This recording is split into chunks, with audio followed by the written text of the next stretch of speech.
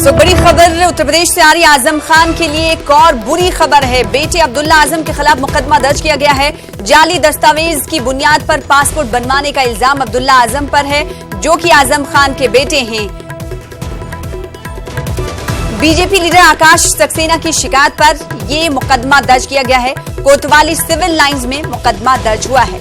इस वक्त की बड़ी खबर, आजम खान पर लगातार शिकंजे कसते हुए दिखाई दे रहे हैं। ऐसे में एक और बुरी खबर आजम खान के लिए, उनके बेटे अब्दुल्ला आजम के खिलाफ मुकदमा दर्ज किया गया है। जाली दस्तावेज की बुनियाद पर पासपोर्ट बनवाने का इल्जाम है अब्दुल्ला आजम पर।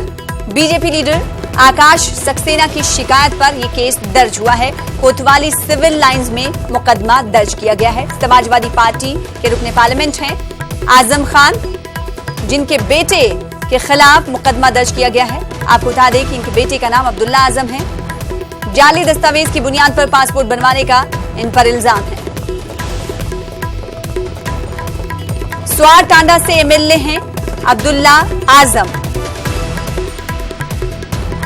इस वक्त की बड़ी खबर, आजम खान के लिए एक और बुरी खबर। बेटे अब्दुल्ला आजम के खिलाफ मुकदमा दर्ज किया गया है। जाली दस्तावेज की बुनियाद पर पासपोर्ट बनवाने का इन पर इल्जाम है। स्वार टांडा से आपको बताते हुए चलें कि रुकने असेंबली है अब्दुल्ला आजम खान के बेटे। बीजेपी लीडर आकाश सक्सेना ने शिकायत दर्ज की, जिसके बाद ये मुकदमा दर्ज किया गया है। कोतवाली सिविल लाइंस में मुकदमा दर्ज किया गया है।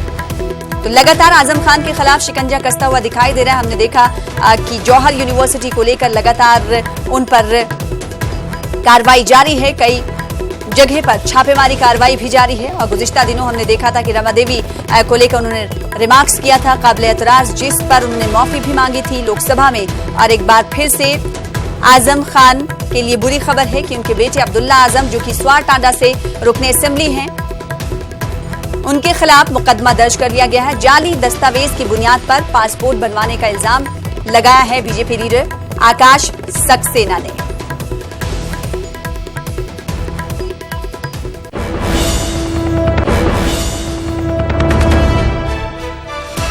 इस वक्त की और बड़ी खबर आपको बता दें, दूसरी बड़ी खबर, राज्यसभा की कार्रवाई 2 बजे तक के लिए मुलतवी कर दी गई। इससे पहले हम आपको लगातार तस्वीरें रास्त तौर पर दिखा रहे थे, रास्त नशरियात राज्यसभा से, जहां पर तलाक सलासा बिल पर बहस जारी थी। और इस बीच खबर ये आ रही कि राज्यसभा की कार्रवाई को 2 बजे तक के लिए मुलतवी कर दिया गया है। अपोजिशन पार्टियों की जानिब से लगातार हंगामा राय की जा रही थी। वहीं अगर बात बसर-ए-इक़्तिदार पार्टी की कर लें तो उनकी जानिब से इस बिल को हिमायत करने की अपील भी लगातार की जा रही थी। इस बीच अपोजिशन पार्टियों ने हंगामा किया, जिसके बाद स्पीकर को राज्यसभा की कार्रवाई को 2 बजे तक के लिए मुलतवी करना पड़ा। आपको बता दें कि तलाक सलासा बिल को लेकर 4 घंटे का वक्त मुतय्यन किया गया था। और इस बीच खबर ये आ रही है कि राज्यसभा की कार्रवाई 2 बजे तक के लिए मुलतवी कर दी गई है। राज्यसभा में तलाक सलासा बिल कुछ देर पहले पेश किया गया है और उस पर बहस लगातार जारी है। कुछ देर पहले मरकजी वजीर मुख्तार अब्बास नकवी अपनी बात रख रहे थे तलाक सलासा बिल को लेकर। उनका कहना है कि मुस्लिम खवातीन को हुकूक दिलाने वाला ये बिल होगा। तो वहीं अपोजिशन लीडरान की जानिब से अपनी अपनी दलीलें रखी जा रही हैं। अगर बात जेडीयू की कर लें तो जेडीयू भी इस बिल पर साथ नहीं है मरकजी हुकूमत के, क्योंकि वैसे अगर बिहार में देखें और एनडीए का पार्ट जेडीयू है। अगर बात बीजेडी की जाए तो बीजेडी साथ देते हुए इस बिल का दिखाई दे रही है। बिल के पास होने की गुंजाइश ऐसे में बढ़ जाती है, लेकिन अपोजिशन पार्टियों की लगातार हंगामा राज्यसभा में जारी है। इस बीच राज्यसभा की कार्रवाई को 2 बजे तक के लिए मुलतवी कर दिया गया है। तो कुछ देर पहले राज्यसभा में तलाक सलासा बिल पेश हुआ, जिस पर बहस जारी थी। इस बीच इस बहस में रखनाअंदाजी अपोजिशन जमातों की जानिब से की गई, जिसके बाद स्पीकर को फैसला लेना पड़ा और राज्यसभा की कार्रवाई ऐसे में 2 बजे तक के लिए मुलतवी कर दी गई है। इससे पहले की अगर बात करें लोकसभा की, तो लोकसभा से ये बिल तीसरी मर्तबा पास हो चुका है। इससे पहले भी 2 मर्तबा लोकसभा से बिल तलाक सलासा बिल पास हो चुका है।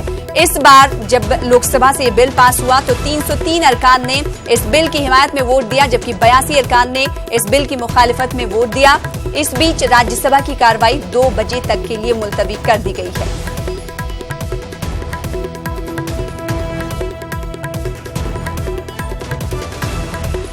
तो राज्यसभा की कार्रवाई 2 बजे तक के लिए मुलतवी कर दी गई। तलाक-ए-सलासा बिल पर लगातार बहस जारी है और इस हवाले से हम आपको तस्वीरें भी दिखा रहे हैं। तलाक-ए-सलासा बिल पर बहस जारी है, लेकिन इस बीच अपोजिशन पार्टियों की जानिब से रखना अंदाजी की कोशिश की गई, हंगामा राय की गई, जिसके बीच लोकसभा स्पीकर ने फैसला लिया कि 2 बजे तक की कार्रवाई मुलतवी की गई। हमारे साथ हमारे नुमाइंदे खुर्रम शहजाद जुड़ रहे हैं दिल्ली से। खुर्रम शहजाद, हमने देखा कि इस बार लोकसभा से पास होने के बाद राज्यसभा में आज पेश किया गया, जिस पर हंगामा राय भी अपोजिशन जमातों की जानिब से की जा रही है और इस वक्त 2 बजे तक के लिए राज्यसभा की कार्रवाई को मुलतवी कर दिया गया है। अगर बात इम्कान पास होने की जाए इस बिल के, तो क्या लगता है कि इम्कान है इस बिल के पास होने की राज्यसभा से भी?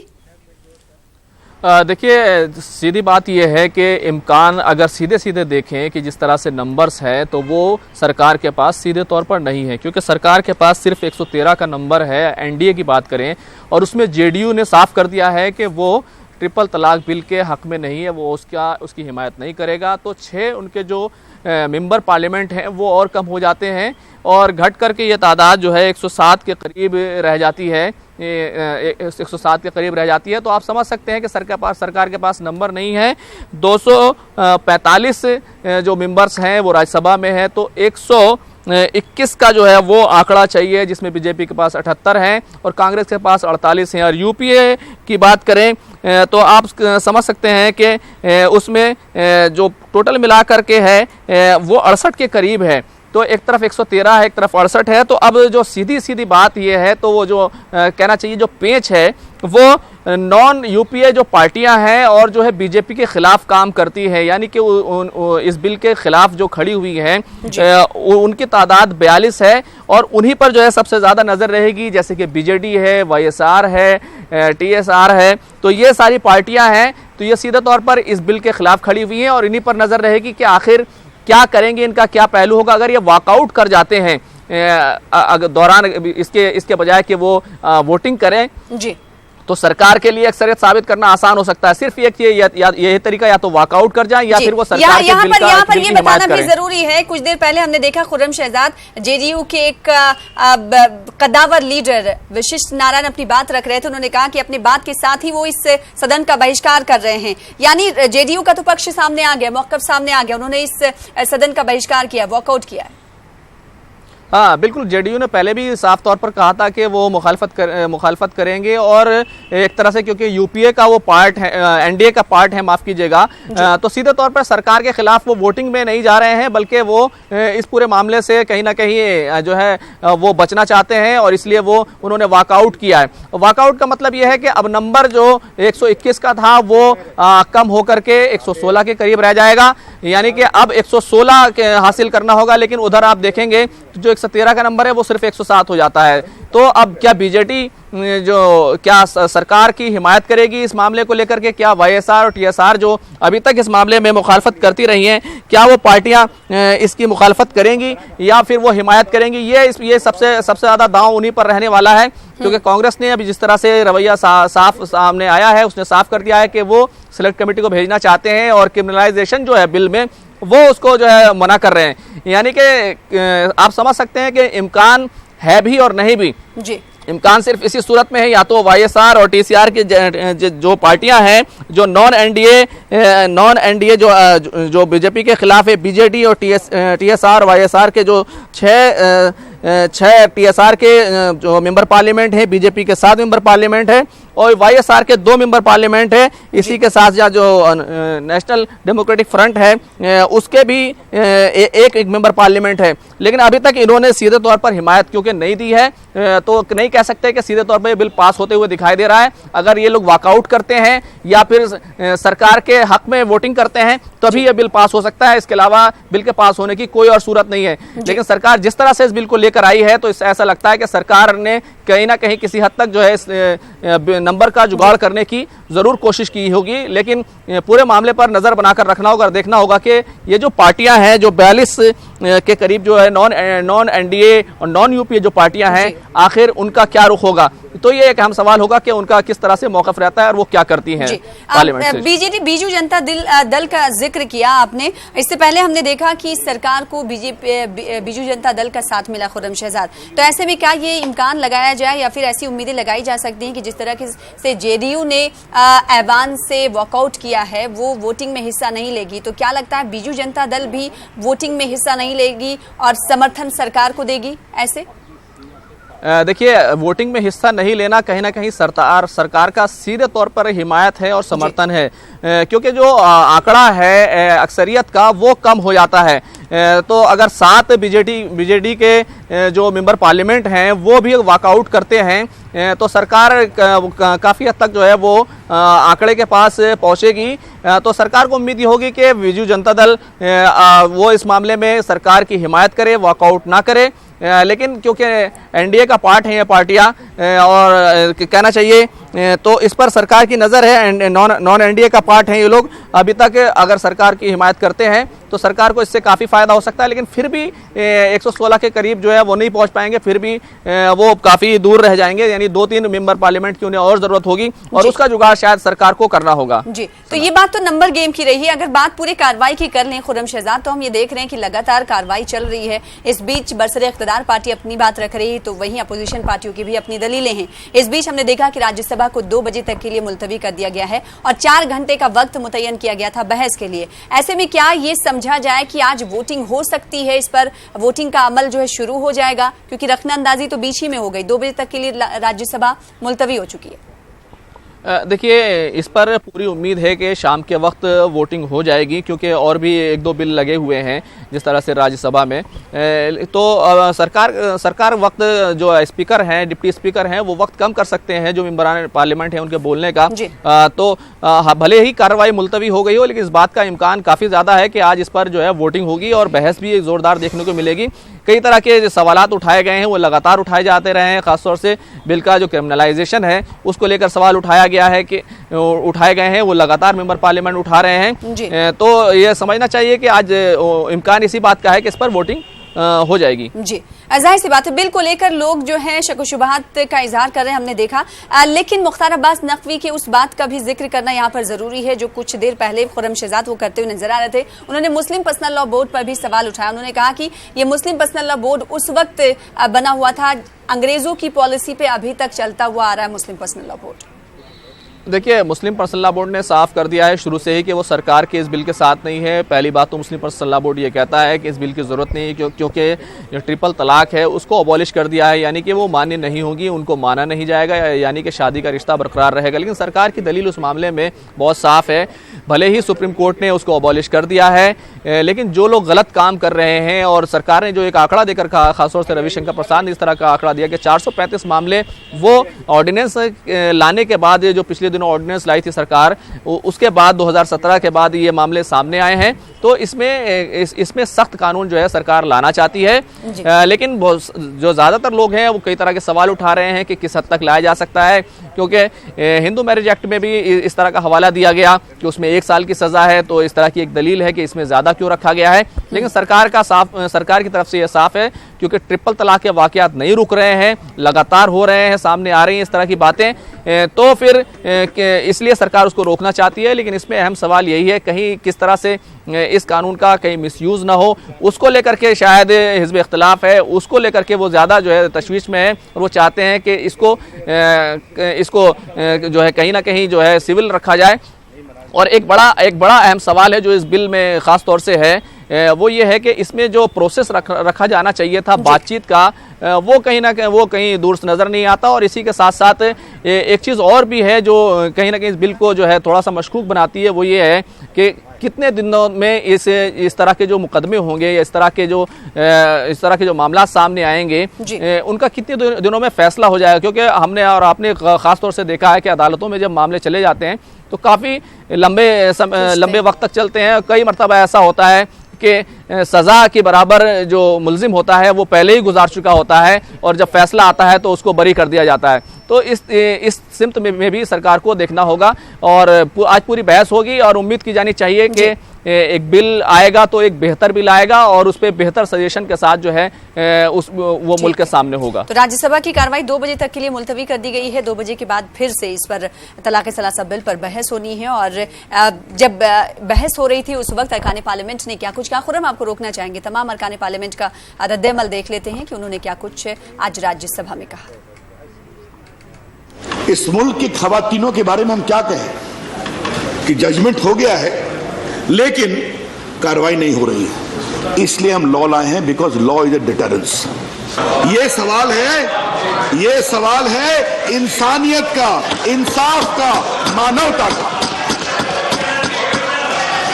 और सर, मैं बहुत विनम्रता से कहना चाहूंगा, ये सवाल है नारी न्याय, नारी गरिमा और नारी उत्थान का। एक तरफ हमारी बेटियां बेटी बचाओ बेटी पढ़ाओ में आज आगे ऊंचाई पर पड़ रही हैं और दूसरी तरफ 3 तलाक को लेकर हम बेटियों को फुटपाथ पर छोड़ें, ये मुनासिब नहीं है सर। बहुत विनम्रता से गुजारिश करूंगा, ये सदन ऊंचाई पे उठता है। आज ये मामला gender justice, gender dignity, gender equality का है। प्रधानमंत्री नरेंद्र मोदी जी, हमारे लॉ मिनिस्टर रविशंकर प्रसाद जी यहाँ पर सुप्रीम कोर्ट के किसी जजमेंट को, इस कुप्रथा और कुरीति को खत्म करने वाले जजमेंट को प्रभावी बनाने के लिए ला रहे हैं, निष्प्रभावी करने के लिए नहीं ला रहे हैं। जो भी गवर्नमेंट ऑफ द डे होगी उसकी कॉन्स्टिट्यूशनल रिस्पॉन्सिबिलिटी है कि उस पर कड़े से कड़े कानून बनाए ताकि इस जघन्य अपराध को करने वाला जो है वो इसकी करने से पहले 100 बार सोचे कि अगर हम ये करेंगे तो हम जेल जाएंगे। अब उसको कहते हैं जी जेल चला जाएगा पति तो क्या होगा उसका। अरे भाई तुम ऐसे कुकर्म करो क्योंकि जेल जाओ। और वैसे भी तलाक के बाद क्या होता है?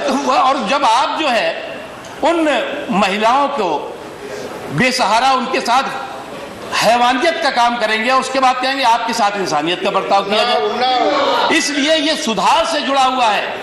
आप सुधार की तरफ नहीं सोच रहे हैं, आप वोटों के उधार की चिंता कर रहे हैं। I am very much for women empowerment. मैं महिला भी हूं, लॉयर भी हूं और इतने महिला के केस मेरे पास आते हैं, मैं आंकड़े भी दे सकती हूं, हर चीज का आंकड़ा दे सकती हूं। रोटी काली हो गई ऐसा नहीं। तुमने मुझे क्यों कहा कि मुझे संडे है तो मूवी देखने ले चलो, तुम नहीं कह सकती हो। ऐसे भी कारण है और ऐसे एक कौम के नहीं है, it is across women and every woman somewhere or the some point in life faces this problem sir.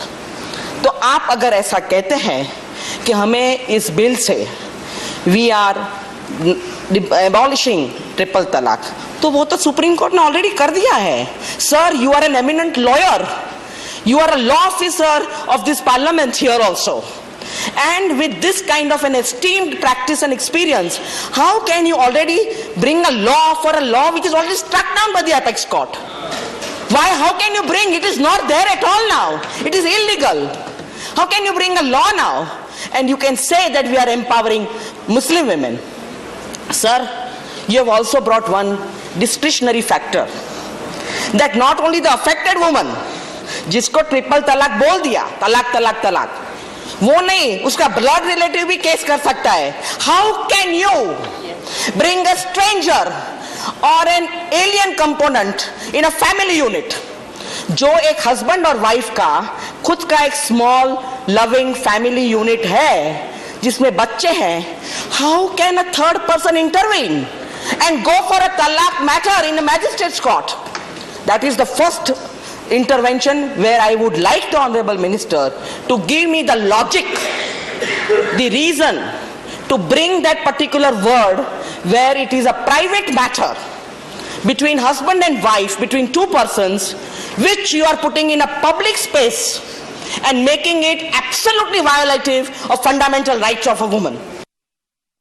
मैं अपनी बात इसलिए कह रहा कि विचार की यात्रा तो कभी खत्म नहीं होती। उन लोगों ने जो सपना देखा था, समाज को का भविष्य जिस रूप में देखा था, आज भी समाज उसको पूरा करने के लिए विभिन्न चरणों में प्रयास कर रहा है। इसलिए हम मानते हैं, बिहार में ही देख लीजिए, महिला सशक्तिकरण के मामले में ये 3 तलाक जैसे ये सवाल है, महिला सशक्तिकरण, बाल विवाह भी एक गंभीर समस्या, तिलक दहेज भी एक गंभीर समस्या।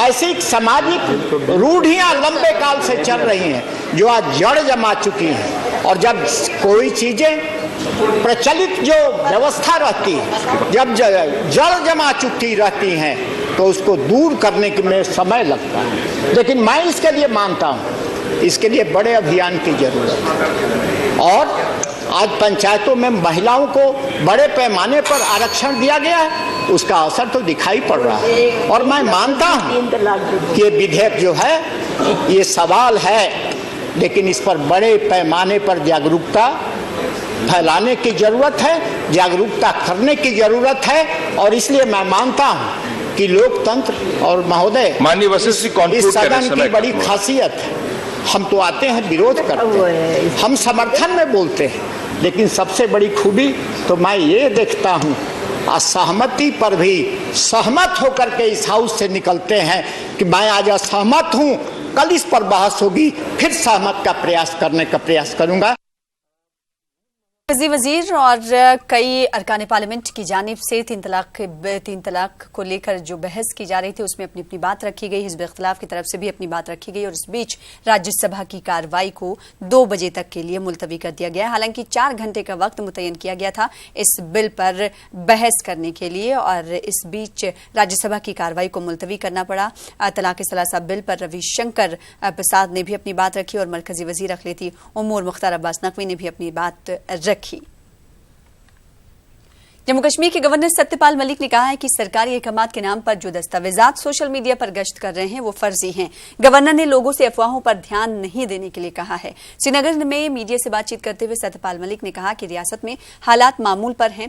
वाज़ेह है कि सोशल मीडिया पर अहकामात वायरल होने से लोगों में तशवीश पाई जा रही है। कोई वैलिड ऑर्डर नहीं है, जो दिखाया गया है वो सरकार के कोई ऑर्डर्स नहीं है। और कश्मीर में अगर आप लाल चौक पे छींकेंगे, गवर्नर हाउस तक वो खबर बन जाती है कि बम फटा है। यहाँ अफवाहें बहुत फैलती हैं, उन पे कोई ध्यान मत दो। Everything is fine, everything is normal. Mughal garden Srinagar में इन दिनों सैयाहों का हुजूम देखने को मिल रहा है। दरअसल बेशतर अमरनाथ यात्री भोले बाबा के दर्शन के बाद वादी के खूबसूरत नजारों का मजा ले रहे हैं। ताहम मकामी अफराद का कहना है कि सिक्योरिटी तहदीदात की वजह से गुज़िश्ता साल के मुकाबले इस मरतबा सैयाहों की आमद में कमी हुई है।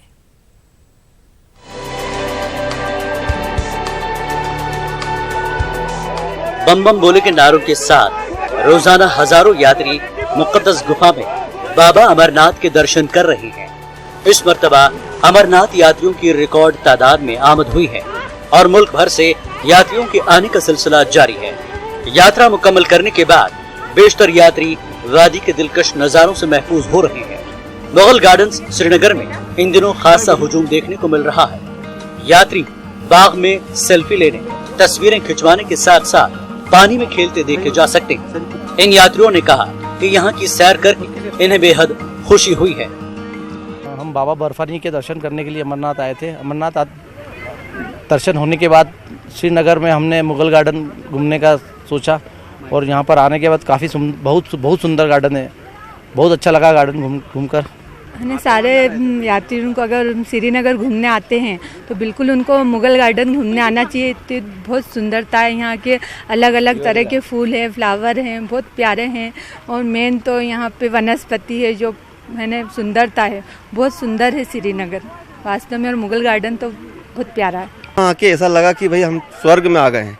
और फिर ऐसी इच्छा हुई कि चलो हम डल लेक घूम लेते हैं। डल लेक घूमने आए थे, और डल लेक के पास में जो मुगल गार्डन है, मुगल गार्डन भी आ गए घूमने।